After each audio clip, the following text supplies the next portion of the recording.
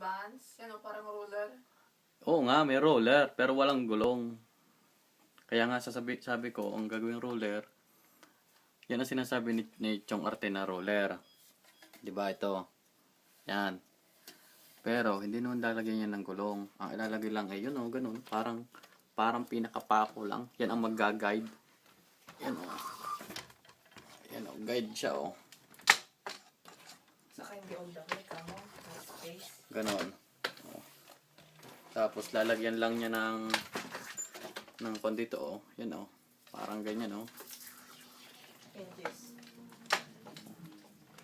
Ganyan. Yan lang, ganun.